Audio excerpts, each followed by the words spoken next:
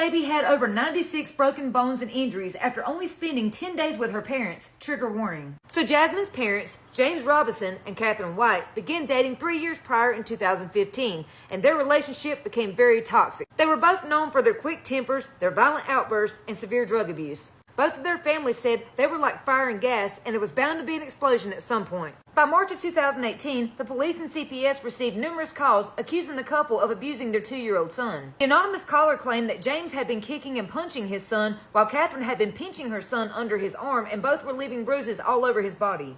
CPS claimed they could not properly investigate these allegations because the couple would not cooperate or give them an address. But had the caseworker called the police or got a warrant, they could have found them. A few weeks later, in April of 2018, James was arrested and charged for felony evading, but he and Catherine were still not investigated by the police or CPS, even though he was sitting in jail where they could find him. And just days after her father's arrest, Jasmine was born 11 weeks prematurely at 29 weeks gestational age. She only weighed 2 pounds and 15 ounces. Jasmine lived in an incubator surrounded by wires and tubes that were taped to her fragile little body. Nurses provided around-the-clock care for her. She had spells where she stopped breathing, so she relied on a ventilator. The baby needed round-the-clock care, and she was going to have to fight hard if she was going to survive this. And she did just that. Jasmine spent 9 weeks in the NICU, and she survived. And despite all the calls and reports that had been made against Catherine and James, CPS was nowhere to be found. So on July 3rd, Catherine and James were allowed to leave with Jasmine, a baby who still needed a lot of care. The doctors and nurses were so happy to see Jasmine healthy and going home, but they had no idea they would be seeing her a lot sooner than they thought, except next time it would be under much different circumstances. Within 11 days, on July 14th, Jasmine was brought back to the ER by her parents, and she was unrecognizable. She had too many injuries to count: 2 black eyes, bruising across her face, bite marks, brain hemorrhaging, brain bleeding, numerous broken bones. And I mean broken bones throughout her entire body. Imagine a loose bag of bones.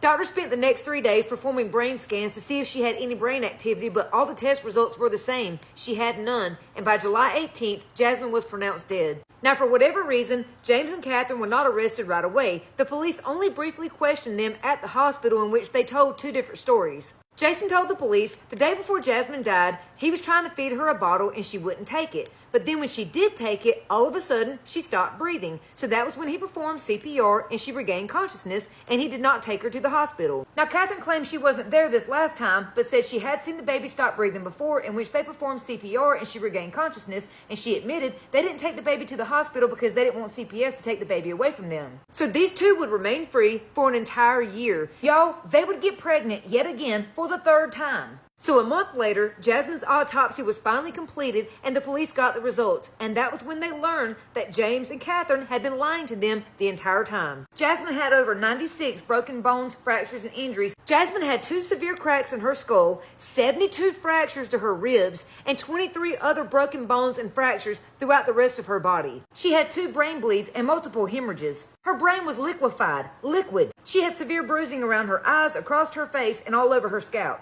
So Jason was finally arrested on June 24th and charged with murder, and Catherine was arrested the next day on the 25th and charged with injury to a child by omission. So this time when the police spoke with Jason, he now claimed Jasmine got all those bruises while he was trying to perform CPR, and that this was not intentional. Now, Jason admitted to the police that sometimes his anger could be uncontrollable, especially when the baby cried. He said that the one thing that set his rage off was Jasmine's crying. He said that usually he would go outside and punch the grass or punch a wall because her crying made his ears ring, but he would never hit her because she was just too beautiful to hit. Catherine told the police it was the hospital medical staff who caused all these injuries to her daughter when they were trying to save her life. This bitch was really trying to blame the very people who had already saved her daughter's life the first time when she was born prematurely, and tried to save her life a second time after they beat her to death. But then she changed her story and now claimed it was a woman who lived in their apartment building who caused all these injuries to their baby. And that she didn't say anything before because she just didn't want to rat her out. Bullshit, Catherine. What an absolute waste of space this bitch is.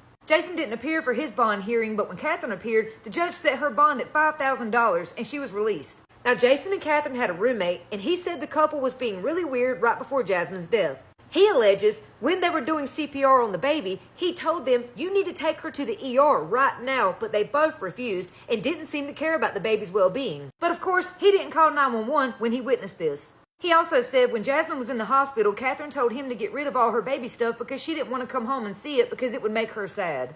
He also claimed that he seen blood on the baby's rocker, but they wouldn't tell him where the blood came from. A different friend said they told Catherine she needed to take her baby to the ER, but Catherine said she was too tired and was going to take a nap, and that was what she did. When a family friend asked Catherine about the blood on the baby's rocker, Catherine claimed it came from the baby's tongue. But the friend said that was way too much blood to be from the baby's tongue, and the baby didn't even have teeth, so how would her tongue be bleeding? On July 10th, the baby's pediatrician noticed the black eyes and bruising on her face and told the parents they needed to take her to the hospital, but the doctor said the parents did not seem interested in taking her to the ER. Now, Jason's father and family had been going to the NICU every weekend to see the baby up until she was released, and that was when Jason and Catherine wouldn't let them see the baby anymore because they claimed they were moving around so much. Jason's father said that he and his wife had FaceTime to see baby Jasmine, and that was when they noticed something was wrong. They said that she had two big black eyes and her face was swollen, and that was when they realized that baby Jasmine was being hurt. But when they tried to call the couple's cell phones, they wouldn't answer. So Jason's father and his wife called CPS and filed a report, but CPS did not act fast enough, and within days, baby Jasmine was dead. So let me get this right. A pediatrician, grandparents, roommates, and friends see a newborn baby who just got out the NICU with two black eyes, a swollen head, and bruises, and nobody thought to call the police? Especially when you know her parents are homeless, strung out, have violent tempers, a history with CPS, and won't let you see the baby. Your first thought should be to call the police. Jason took a plea deal and was sentenced to 45 years in prison, but after he testifies against Catherine as a part of his plea deal, he won't even serve half of that sentence. Understand, Jason will serve less time for murdering a live baby than what a doctor will for performing an abortion on a fetus in a banned state. What's worse, Catherine has still not been held accountable. This happened in 2018 and her trial is still on hold. Why? Catherine's family said she's innocent. She wasn't there. She had no idea what was going on. You can't tell me she didn't notice two big black eyes, bruises on her face and scalp, bite marks, broken bones, and she just thought the baby wouldn't eat. That's bullshit. She participated. Whether she physically participated or not doesn't matter because she let it happen and she never got help for the baby. She's just as guilty. And they were never stuck with these kids. They had support. Both of their families offered to take these children off their hands, but they refused. It was like they enjoyed abusing them. Their oldest child is in foster care. They murdered their second, and the third is living with Jason's father. If you can't stand kids, stop having them. Now let's take a moment to remember baby Jasmine Rose. All the nurses at the hospital loved Jasmine. They said she would grab your finger with her little hand and squeeze with all her might. Jasmine was a beautiful baby. Her eyes would light up a room, and her smile warmed your heart. She had the soul of a warrior. She fought so hard for her life. She deserved to live.